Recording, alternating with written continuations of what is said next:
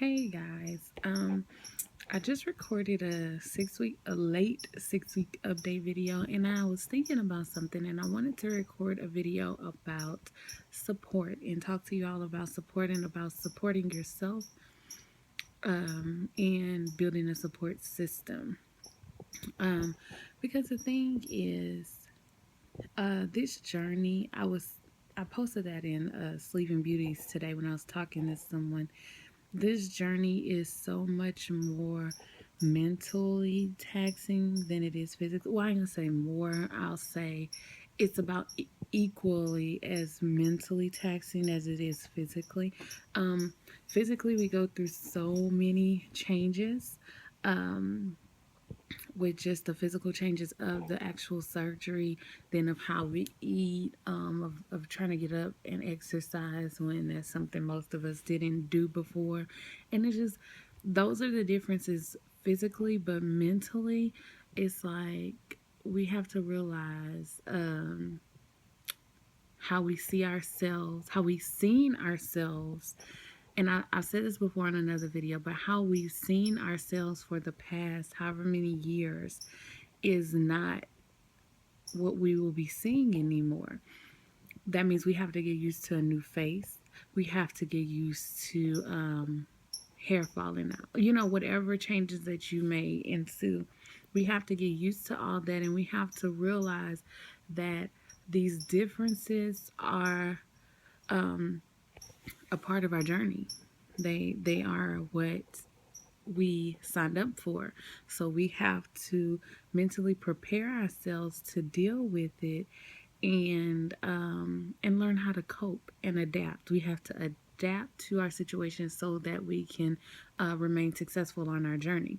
Because if we don't, it could lead to things like depression and tear up our relationships and tear up our mental well-being. So that's not what we want. Yeah, but you do need support, and your support needs to start with you. I'm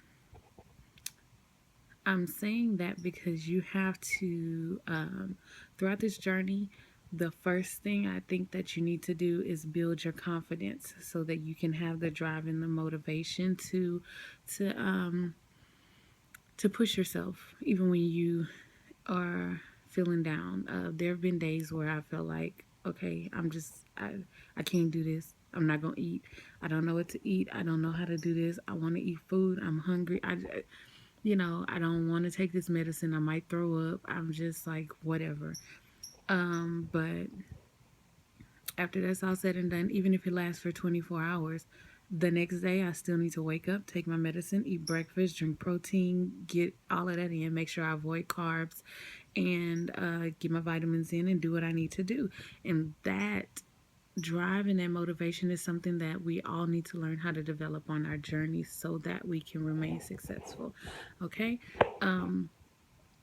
Another thing is you have to have enough confidence and enough not respect, enough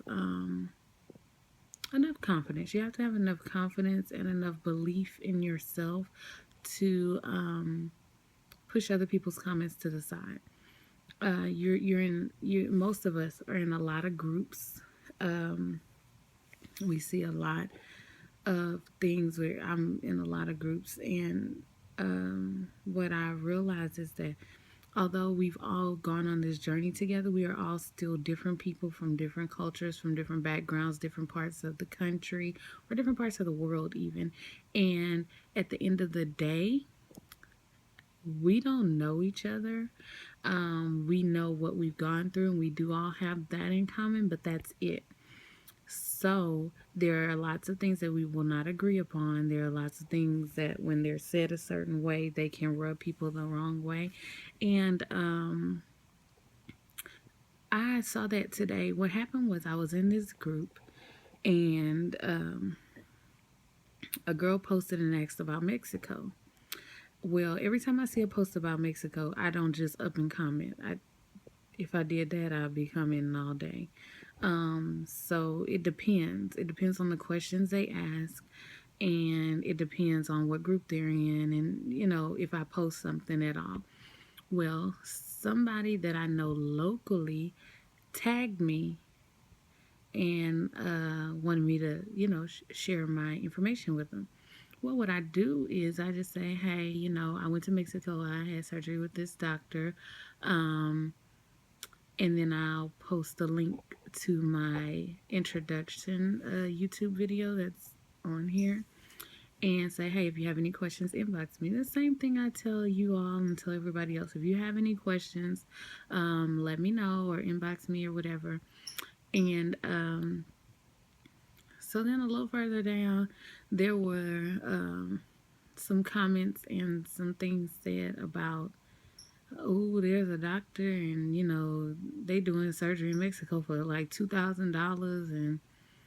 Um, and so the girl was like, the one with the YouTube video, that's who talking about it right there. And I was just like, you know, it didn't piss me off, but it was just like, shut the fuck up. Like, for real, if you don't, because, and the reason I said that like that is not because I was mad, but it's because, oh, my sister friend co-worker told me that they were doing it, because the girl was like, well, what's the name of the doctor who's doing it? She didn't know. So shut up. Like, if you don't know something, be quiet. And that's the problem with a lot of people in surgery. They want to talk about us and talk about what we go through, but you don't know. Like, so shut up.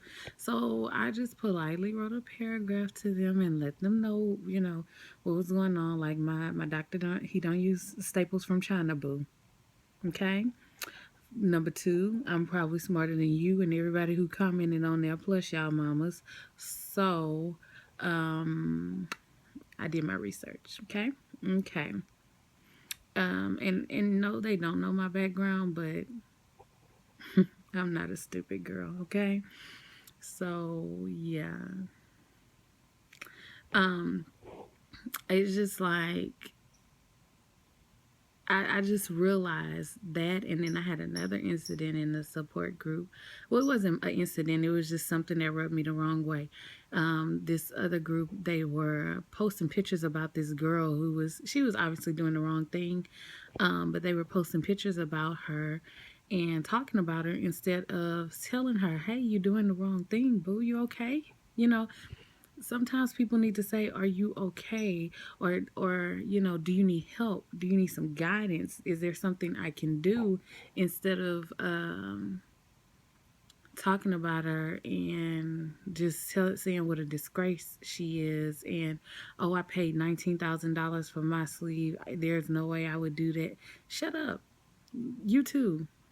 That goes for Marla too. Shut the fuck up. Like, shut up.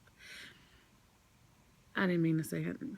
I don't care about that old hoe. I really don't. She is like, anyway. But it's people like that I have to realize that although there's some good information in these groups, we don't all just gel together well. So sometimes we have to pick our support team wisely.